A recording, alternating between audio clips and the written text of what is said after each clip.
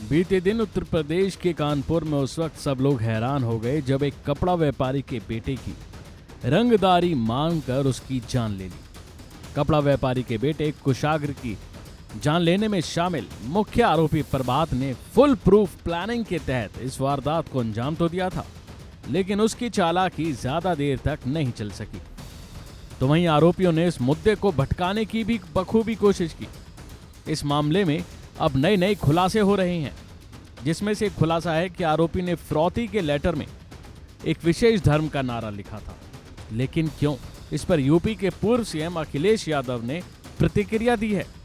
कानपुर के टेक्सटाइल कारोबारी के बेटे के अपहरण के बाद रस्सी से गला घोंटकर उसकी जान ले ली गई। इस मामले में चौंकाने वाला खुलासा हुआ। किडनैपरों ने कारोबारी के घर पत्थर में लपेटकर 30 लाख की फिरौती का लेटर फेंका।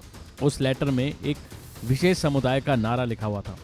बता दें कि आरोपी प्रभात ने पूरी प्लानिंग के तहत ये काम किया, लेकिन उसकी चालाकी धरी की धरी रह गई, क्योंकि वो कुशाग्र की बिल्डिंग के गार्ड की नजर में आ चुका था। गार्ड ने खुलासा कर दिया, इस केस में प्रभात और उसकी गर्लफ्रेंड रचिता और एक साथी आर्यन को गिरफ्तार किया गया है। पुलिस पूछताछ में पता चला कि प्रभात को शक था कि कुशाग्र का उसकी गर्लफ्रेंड रचिता से संबंध है। रचिता कुशाग्र की ट्यूशन टीचर थी। इसी शक में प्रभात ने कुशाग्र को बहाने से अपने घर बुलाकर उसकी जान ले ली। इसका सीसीटीवी फुटेज भी सामने आया, जिसमें कुशाग्र उसके घर में जाते जाते दिख रहा है। इतना ही नहीं, पुलिस जांच को भटकाने के लिए उसने फिरौती का जो लेटर भेजा उसमें एक नारा लिख दिया। लेटर में लिखा था, अल्लाहू अकबर, हम तुम्हारा त्योहार नहीं करेंगे खराब। कल फोन करके पत्र में लिखी जगह पर रकम पहुंचा दो।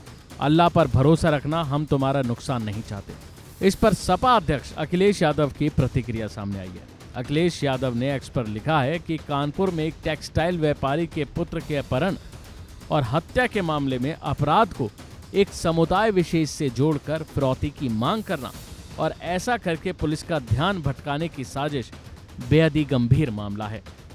इस तरह का चलन देश समाज के लिए बेहद ही घातक है।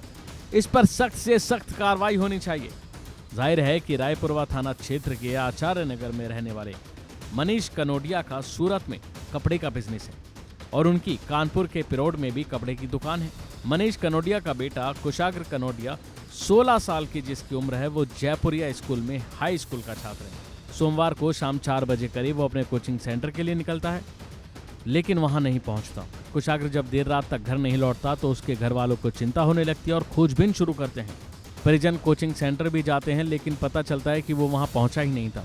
उसके बाद दोस्तों से पूछताछ की, लेकिन कुछ नहीं पता चला। फिर सोमवार देर रात एक शख्स स्कूटी पर सवार होकर मुंह पर रुमाल बांधकर घर पहुंचता है और पत्थर से लपेटकर फिरौती का लेटर घर के अंदर फेंककर निकल जाता है। बहरहाल अब देखना होगा कि इस मामले में आखिर पुलिस अब कौन कौन से खुलासे और करती है। अभी के लिए फिलहाल इतना ही। खबरों में बने रहने के लिए देखते रहिए वन इंडिया हिंदी।